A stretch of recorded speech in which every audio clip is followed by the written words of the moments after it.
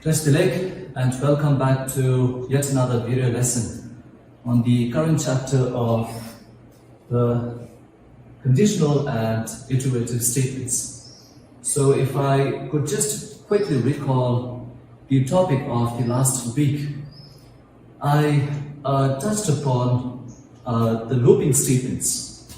In fact, if you could remember correctly, there are two looping statements or two iterative statements. The first one is the for loop, which we have already learned in the last week's video lesson. It was basically on the implementation of the for statement. I came up with 7 odd programs to explain you the implementation of the for statement in the looping program. So for today's lesson, I'll be touching upon the second, the iterative statement, and that is the while statement. All right. So I've just marked the particular term in a blue color. All right. So today we'll try to get familiar with the usage of the while the statement again through 6-7 programs. Let's see how time permits. Accordingly, I'll try to cover up as much programs as possible. Right? So let's get started. The difference between the for and the while is the for statement is actually or alternatively called as the counting loop. I'm sure you must have noticed this from the last few programs. Whenever you use the for, immediately what strikes your mind is the statement helps us to iterate the program for a certain number of times. Okay, hence we call it as counting loop by having the starting value and the ending or the end value. So the for loop is basically used to iterate over certain statements for a fixed number of times. But the case with while statement is, the while statement is called as the conditional loop because the while relies on a test or a condition. So long the condition remains true, the body of the loop keeps getting executed. The moment the condition evaluates to false, that's when the Python interpreter leaves the loop or the iteration ends. Alright, so as of now, since this is just an introduction, the picture may not look complete, but as and when we deal with the programs, you will start to get a clearer picture. Okay, so let's go and check out the first example. Right, I'll first come up with a very simple example, and then we'll try to get into relatively more complicated programs. Right. So to start with, let's say I want to deal with a very simple program, right?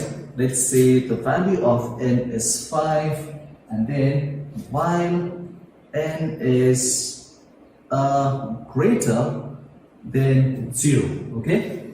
And then let me just complete the program first. Hello, and then I would like to print the value of n, okay? And then n is equal to n minus 2.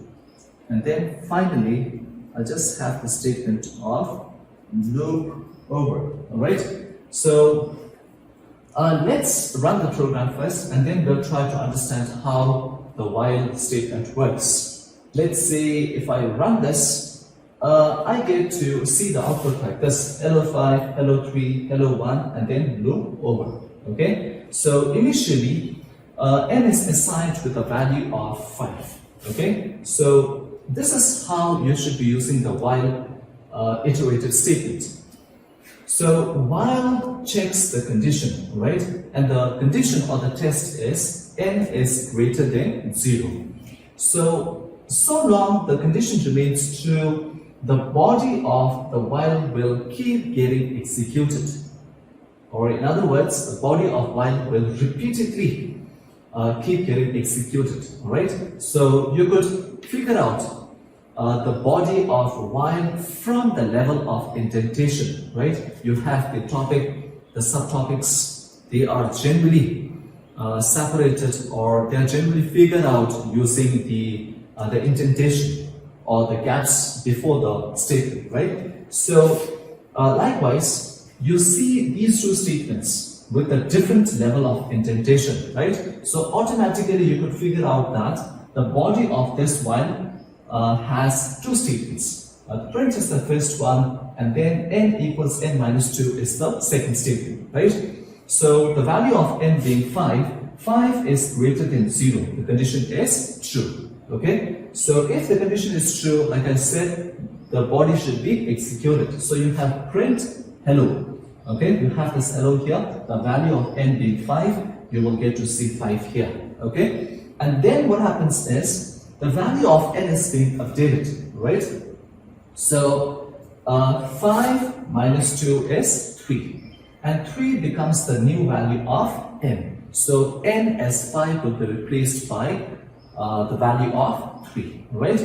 So once you reach here, that is the end of the while body, okay? That is the end of the body of while statement. And then from here, the interpreter again goes back and checks the condition, right?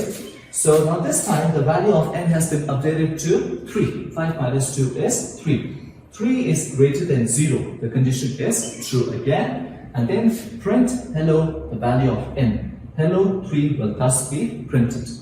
And then again, the value of n is being updated, right? So 3 minus 2 is 1. 1 becomes the new value of n. Again, it goes back and checks. 1 is greater than 0. The condition is true, right? So again, you have hello followed by the value of n, which is 1, okay? And then finally, 1 minus 2 is minus 1, okay? So again, the Python interpreter goes back and checks the condition. Minus 1 is greater than 0, the condition becomes false. When the condition evaluates to false, that's when the loop stops working. Okay? So the moment the condition evaluates to false, the body will be skipped, and then the next statement in line will be executed. Okay? So which is the statement that comes next in line, and that has to be the print, right? So from here, the control jumps to the next statement, or the statement which comes next in line, and then loop over will be printed, right? So the while statement checks the condition. If the condition evaluates to true, the loop will keep getting executed. The moment the condition evaluates to false, that's when the Python interpreter jumps or leaves the loop, and then it continues executing the remaining statements of the program. Okay, so I think you should get this. It's fairly simple, right? Let's check another program. Let's say I want to print the squares of numbers from 1 to 5. Let's say the value of n is equal to 5, right? And then while let's say I'll take help of another variable, right? I is equal to 1, and then I is less than or equal to n. Okay, and then colon, and then I would like to print the squares of the numbers, right? Squares of numbers, or if I just make it a little interactive, square, okay, of, and then I'll put I here, and then equal to I multiplied by I, okay? And then I need to update the value of I, so I'll just increment this time, alright? Okay, now this time it's a little different. So again, I'll just have print program over, right? I'll have some statement at the end like this. Now let's say I'll again first run the program, and then let's look at the output.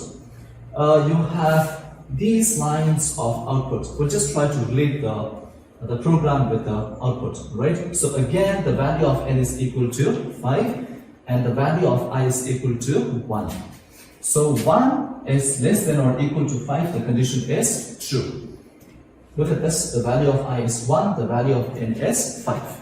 So the condition is I should be less than or equal to 5. So long the condition remains true, the body should keep getting executed. This is what happens with while statement, right? So square of I, the value of I initially is 1, remember? So the square of 1 is equal to 1 multiplied by 1, so you will get to see the answer as 1. Hence I get this, square of 1 is equal to 1, alright? So the next statement is, I is incremented by a value of 1. So this time the value of I becomes how much? It becomes 2, okay? So again it goes back, the value of n remains constant as 5. 2 is less than or equal to 5, the condition is true. So again, square of 2 is equal to 2 times 2 is 4. Square of 2 is equal to 4. So again, I becomes 3, condition is true, square of 3 is equal to 9, so on and so forth. Finally, when the value of I becomes 5, when the value of I becomes 5, 5 is not less than 5, but 5 is equal to 5. So the condition becomes true for the one last time. So you have 5, square root of 5 is equal to 5 times 5, which is 25. Okay? And then, when the value of I becomes 6, 6 is neither less than 5 nor equal to 5. So from here, the Python interpreter comes out of the loop, while loop, and then it executes the remaining number of the statements. So you just have only one statement, so you have print program over will be printed. Okay, so this is how the while loop works. Now in a while loop there are 4 important parts. You could say like the anatomy or the structure of the while basically comprises of 4 important parts or 4 important expressions. The first one is the initialization. I is called as loop variable. I hope you remember, okay? Because it controls the number of times the body to be executed. So whether the body is to be executed once, twice, thrice, it all depends on the value of loop variable. So I is called the loop variable. So first things first, initialization expression. I is equal to 1 is called the initialization expression because the loop variable is initialized with a starting value. Initialized means to start. Okay? So if you do not have I is equal to 1, it just doesn't make sense. Okay? So first things first, the loop variable has to be initialized. Hence, this statement is called initialization. Right? The next expression is called the test expression, which follows the while keyword. So this is called the test or the condition expression, right? And then you have the body, of the while. So you have the body of while with 2 statements. So this as the whole thing is called the body of the loop. And then finally, update expression. Update expression is very important. We need to keep changing the value of I so that at some point of time the condition becomes false. Okay, if you do not have update expression, what happens? The condition will remain true forever. So it becomes a situation of infinite loop. The program will keep getting executed for infinite number of times. So that would lead to the crashing of the program, right? So in order to prevent such undesirable situation, we must have the update expression. Sometimes you have update expression, but it doesn't help the condition to become false at any point in the future. So update expression is very important. So first things first, I is equal to 1 is an example of initialization in which the loop variable is initialized, and then you have the test condition whose truth value determines whether the body is to be executed or not. And then you have the body of the while, in which in this particular case we have 2 statements as the body of this particular while. And then finally update expression is important. It has to update the value of loop variable so that at some point the condition will become false, and it has to become false at certain point of time, right? So this is how you should understand the while statement. Now let's go and check the next program. All right. The next program says calculate the factorial of a given number using while. And then in order to stay connected with the for loop, we'll do the same program but with the use of for statement. So the idea is you will not just understand how while works, at the same time you will get to learn how you could substitute a while program with a for loop, right? But whatever said and done, most of the programs that are done using while could be done with for, but it's a question, or it's a matter of appropriateness. Okay, for some situations for is more suitable. Again, for some other situation, while is much a better option, right? So we'll come to that later on. So for the moment, we'll first focus on the first program, which is calculate the factorial of a given number. Factorial of a number means, say, 5 factorial, right? So exclamation mark is the symbol for the factorial, right? So 5 of factorial means the product of numbers starting from 1 till the number itself.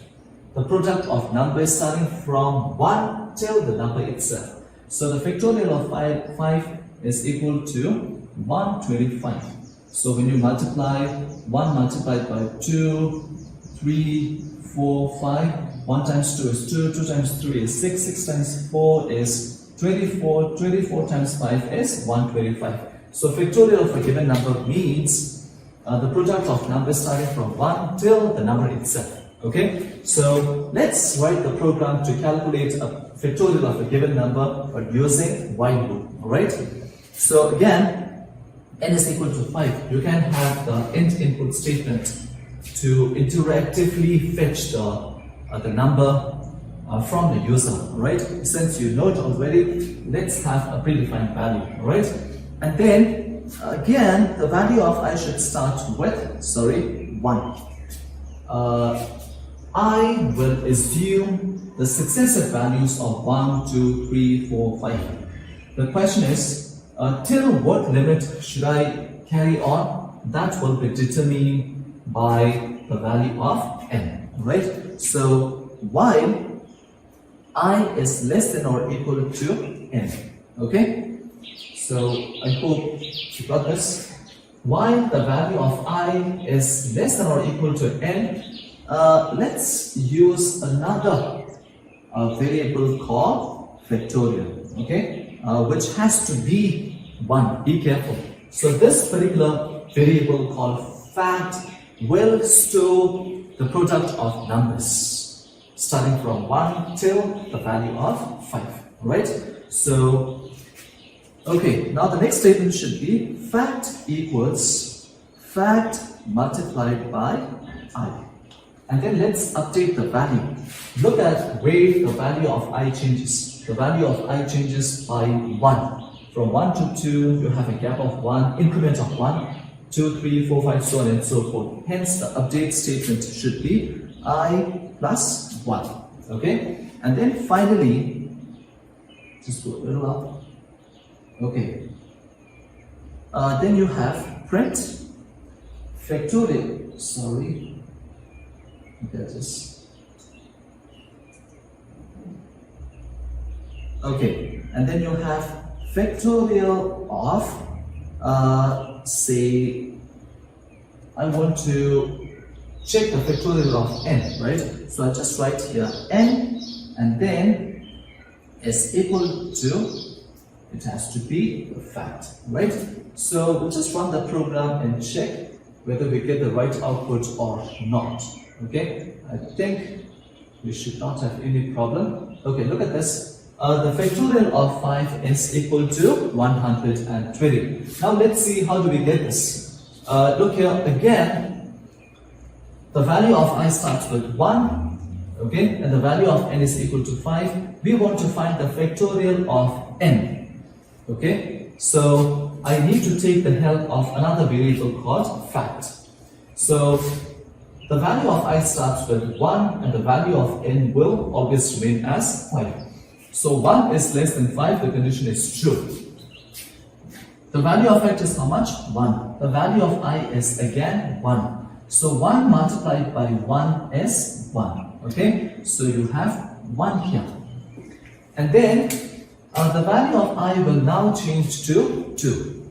I now need to take note of the next number. And then I being 1 is added to 1 and the value of I changes to how much? It will change to 2. Alright? And then again it goes back, the value of I is 2. Okay? 2 is less than 5, the condition is true. So this time, so if it's true, I need to continue with the loop. So the value of I is how much? 2. Alright? So you have 2 here. So the earlier value of fact is how much? 1. Okay? So 1 multiplied by 2, it now changes to 2. Like this. And the value of I will now change to 3. And then again go back, 3 is less than 5, the value of n is 5, right? 3 is less than 5, the condition is true. If it's true, again I need to continue. The value of I has now changed to 3. Okay, and the value of fact is how much? It's 2. So 2 times 3 is 6. Okay, you have 6 here. And then the value of I will now change to 4.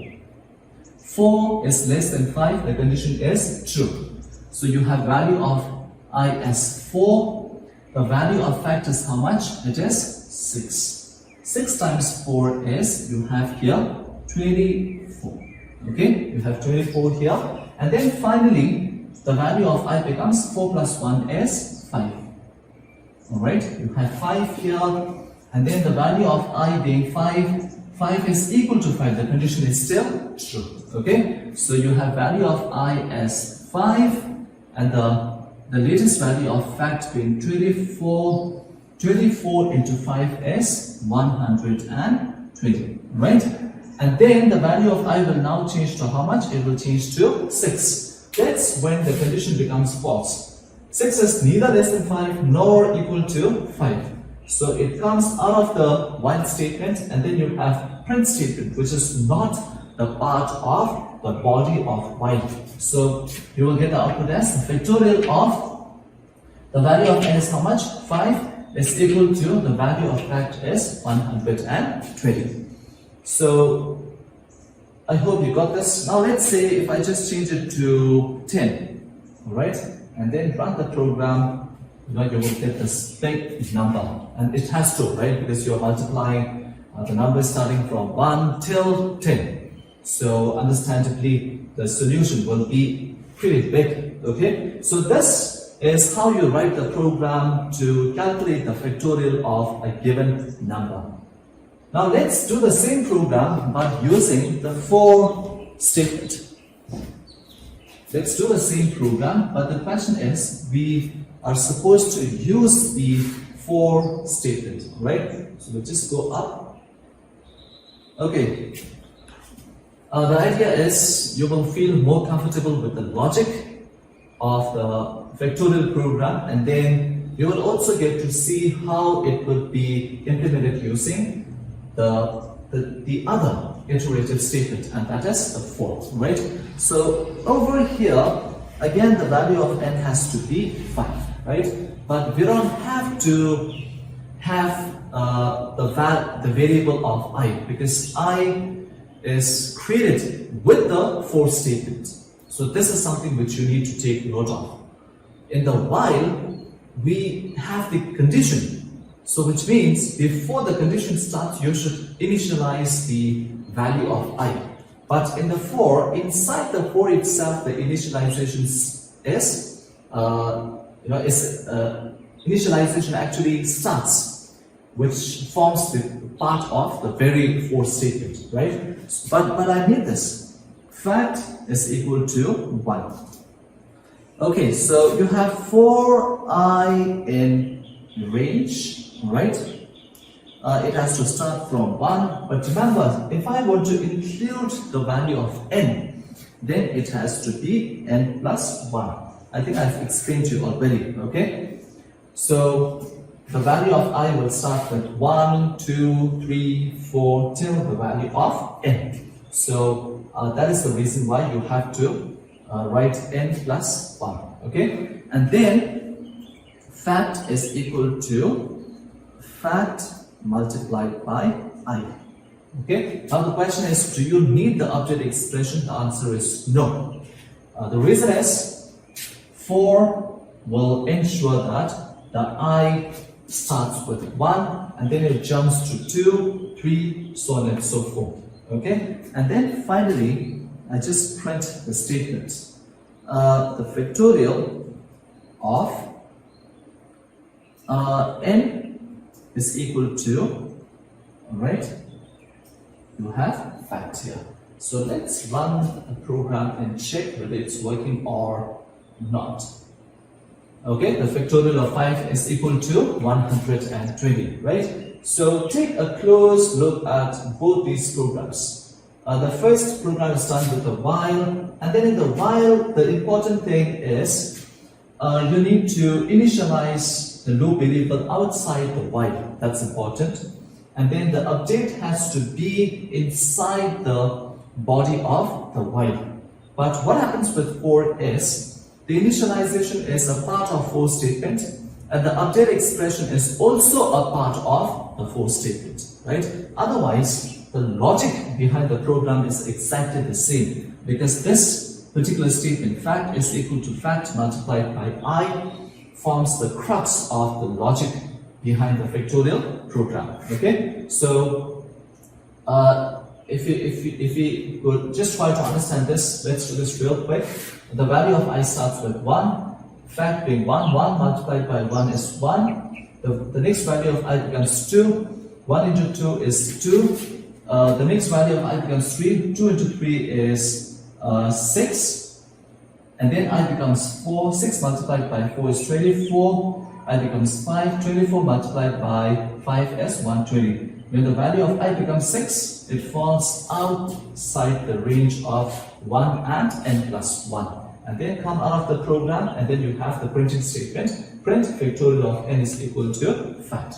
So, one important thing to be noted is, how many output statements do you see here? You just have only one. The reason is, this particular print statement is executed just once, because this is not a part of the for loop. In the earlier example, where is it? Here. This particular print statement forms the body of the loop. Okay? So each time the loop executes, print statement will execute every time. So hence, we have 5 printing statements. The output of 5 printing statements. However, program over is printed just once.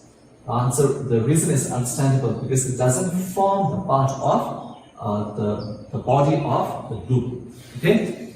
So let's go and check out the next program. Okay, now the next program is, now it should be simple, right? Print sum of first n natural numbers. Factorial is the product of numbers, and then here we are dealing with the sum of first n natural number, but we'll have to do it using the while iterative statement. Okay, we have done this already using for, but now we are going to do it using the while statement, right? So it should be a cakewalk. Say n is equal to 10, and then now this time a variable to store the sum. In the earlier program of the factorial, fact was the variable which is used to store the product, right? So the starting value of the fact should be 1, because when you multiply with 1, the answer will always be the number itself. So when it comes to storing the product of a series of numbers, the variable to store the product has to start with 1. If it starts with 0, it's a big problem. So 1 doesn't make any difference when it comes to multiplication. but 1 makes a whole lot of difference to the sum. So the value of sum should start with 0, the value of fact or anything to do with product should start with 1. For example, 1 multiplied by 10 is 10 itself. Okay? 0 plus 10 is 10 itself. So you need to be cautious. If you have 0 multiplied by 10, you will not get the answer as 10, rather you will get the answer as 0. Okay? So likewise, when you add 1 plus 10, it changes to 11. Rather it has to be 10. So the sum value should always start with 0, right? And then the value of I has to start from 1. Okay? So I hope you got the question right, because I want to store the sum of numbers starting from 1 till 10. And then you have the condition here, while I is less than or equal to n, sum is equal to sum plus I. Okay? And then I need to update the value of I. Okay? I need to update the value of I plus 1, and then finally the sum of numbers till n is equal to sum. Alright? So let's run the program and check, hopefully I get the answer right, which is 55. Right. So let's do this real quick, or just keep it simple. Just keep the value to 5 in order to understand the program a little easier. So again, the value of I starts with 1, the value of I is 5. Okay? So this loop, this body will be executed 5 times. So I being 1 is less than 5. Okay? So you have 1 less than 5, the condition is true. So look at this, sum is 0, right? 0 plus 1 is 1, I changes to 2. You can work out yourself. And then I changes to 2, right? So 2 is still less than 5. So the value of n will always be 5. So when it changes to 2, the condition is again true. So 1 plus 2 will be 3. And then I changes to 3, right? So 3 is less than 5. So you have 2 already. 2 in the sum. 2 plus 3, 3 plus 3 will be 6. Okay? So, likewise, you just have to track the path of the program. If I look at this, initially the value of I is how much? 1. Okay? So, I being 1, sum is equal to 0. Right? And then you have the answer of sum as 1. Like this. And then when I will now change to 2. Right? So you have 2 here, and then this will change to 2. The latest value of sum will be 1. Okay? So 1 plus 2, you will have 3. And then the value of I will change to 3. So the 3 is still less than or equal to 5. Now the value of I being 3, the value of sum being 3, the new value of sum will be 6. Okay, we just completed. And then the value of I changes to 4. The value of I changes to 4. This will also change to 4. The latest value of sum being 6. 6 plus 4 will be 10. Okay? And then I will now change to 5. I will now change to 5. 5 is equal to 5. Is it? So you will have 5 here, and then you will have 10 here. 10 plus 5 is 15. And then finally the value of I will reach 6.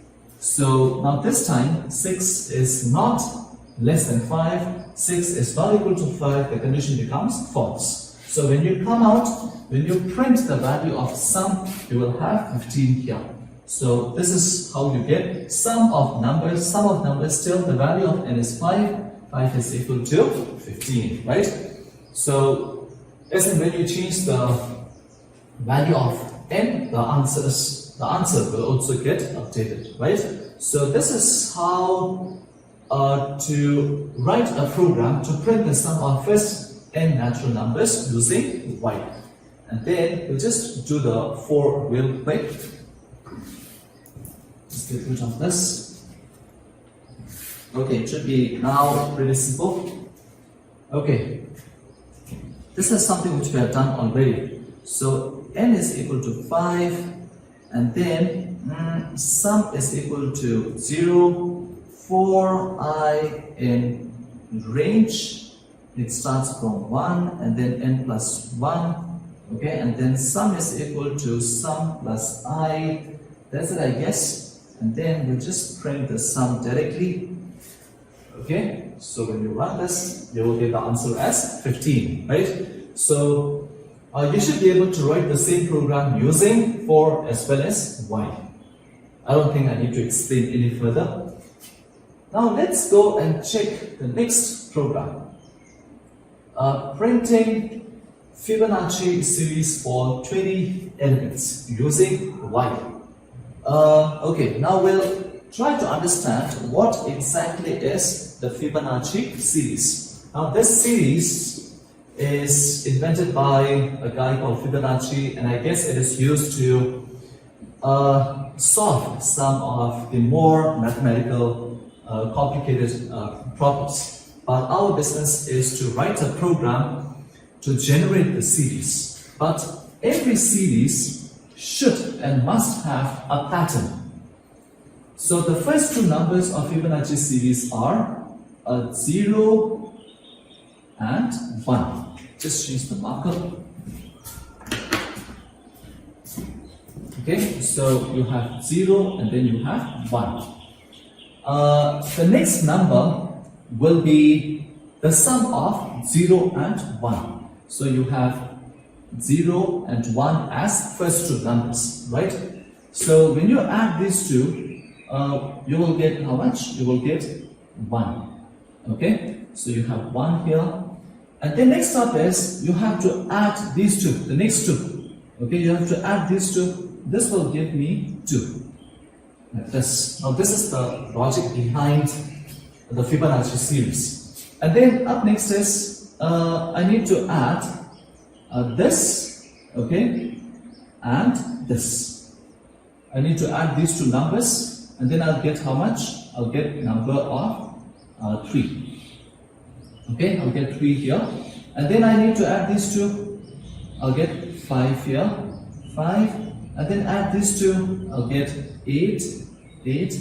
Add these two, you'll have 13, and then 13 plus 8 is how much?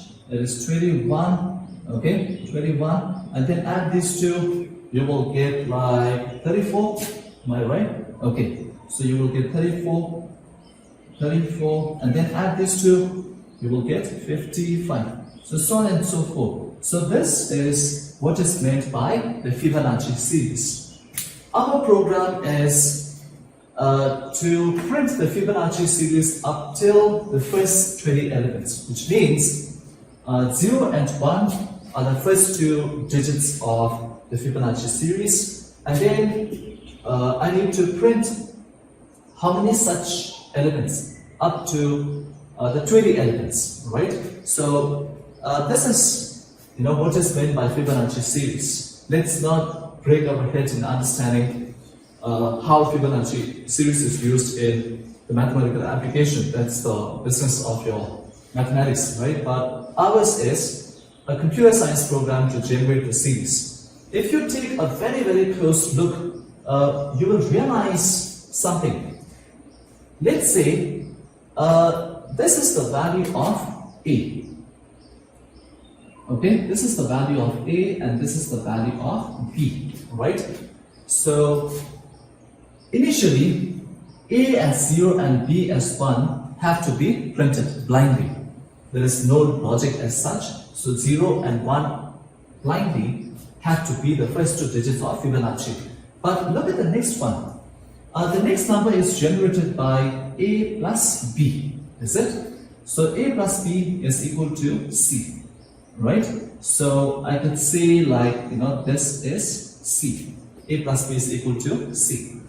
Now the next number could be generated by the addition of B and C. But what you can do here is, I have a statement like this. C is equal to A plus B, right? A is how much? 0 and B is 1. You will get C here. But when I go for the next loop, if you take a very, very closer look, what happens is, you could say like, in A, you're assigning the value of B, and in B, you're assigning the value of C.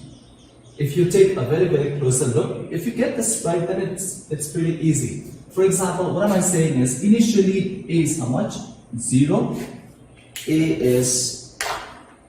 Initially you have A as 0 and B as 1. Okay? So you have A as 0, B as 1, and then you get C here. Now the question is, how do I get the next one? Okay? Can I say like, now somehow if I could assign the value of B in A and C in B. Now for the next one, what I have to do is, this should be A and this should be B. So A plus B will now be 2. Okay? I hope you got this right. What you have to do is, you have to keep changing the values of A and B. I just first write the program. I think it's better. Okay, look at this. Let's say A is equal to 0 and then B is equal to 1. So I'll just print the first two numbers blindly. Okay, we'll come to this a little later. And then A, comma, and then you have B, alright, and then end is equal to comma again, right? So with this particular statement, I'll be able to print 0 and 1 directly, right? Now the next step is, I take a help of a variable called I, and then I is less than or equal to 18, right?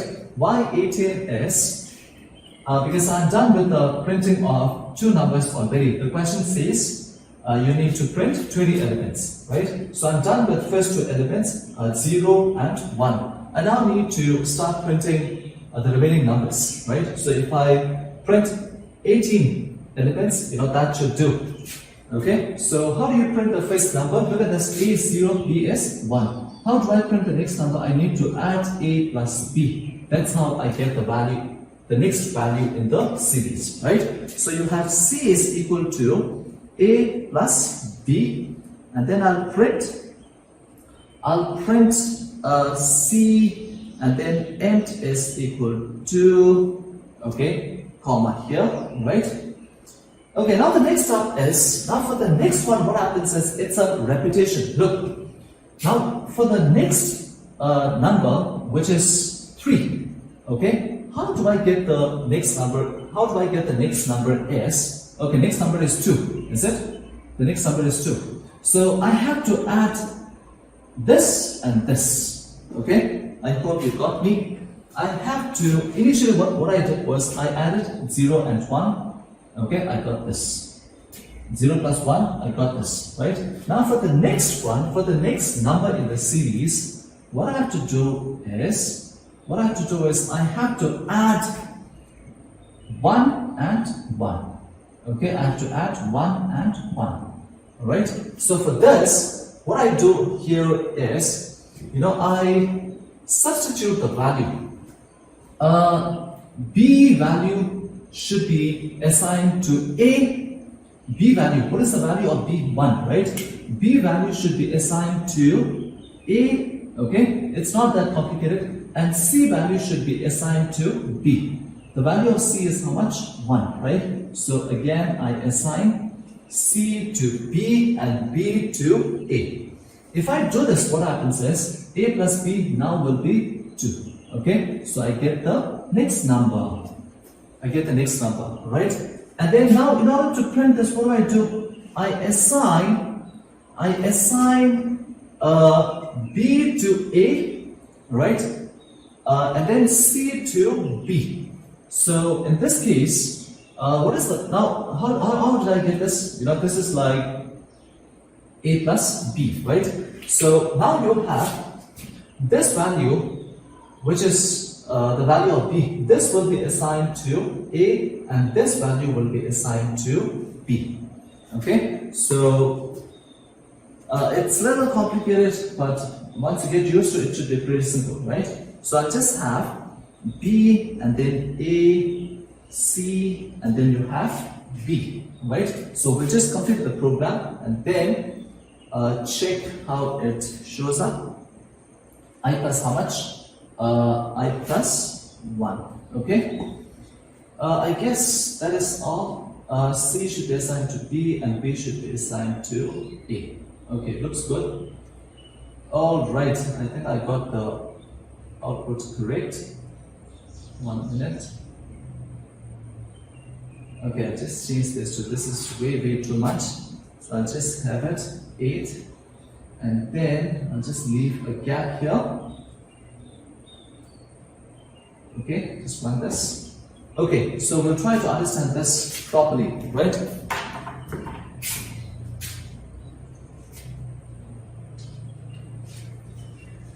Okay, to start with, you have the value of A as 0, right? You have the value of A as 0 and the value of S0 and B as 1. Okay, and then I printed A, B, I have here 0 and 1. I'm done with these two, right? And then the value of I is 1. 1 is less than or equal to A, the condition is true. Look at this, A plus B. A plus B means 0 plus 1. 0 plus 1 means how much? It is 1. Okay, so I have here 1. Print the value of C. Okay, this is how I print 1 here. Now be careful. Now what happens here is, look at this. This is A and this is B and this is C. Alright? Now what I do is, this is A, this is B and this is C. Now the idea is, I assign the value of B to A and C to B. So when you go up, look at this. What is the value of C? The value of C is 1. The value of B is again 1. You need to trace the values. So the value of C, which is 1, will be assigned to B. Okay, so you have 1 here. And then the value of B, which is 1 again, will be assigned to A here. Okay, and then the I value will now change to 2. 2 is less than or equal to A, the condition is true. Alright? And then again, now look here, the new value of A is 1, the new value of B is 1. So 1 plus 1 is how much? We will get 2 here. Alright? And then print C, print 2, this will be printed. And then again, what happens is, the value of C, which is 2, is assigned to B, and the value of B, which is 1, is assigned to A. The reason is, when you add these two numbers, you get this, right? And then for the next, how do I get the next number? I need to add these two. So for the second number, this becomes A and this becomes B. Okay, so you have A, you have B. You got this, A plus B is equal to C. How do I get the next number? Now this should be A. Earlier it is B. Now B value should be assigned to A. C value should be assigned to B. So using this expression again, you will get the value of 3. So you have here C and then A, B, C. Right? So again, I now need to add these two. The value of B becomes A, the value of C becomes B. And then using this expression A plus B, you will get the next number. Okay, so this is how you generate the Fibonacci series, right? So, we have learned this in one of the earlier classes, right? You can have the assignments, at the same time, the value of C will be assigned to B, the value of B will be assigned to A. This is something which is unique about the Python programming language. So the crux of the matter is, I will ensure that I does not participate in the actual the series generation. Rather, it will just control the number of times the loop cycles or loop executes.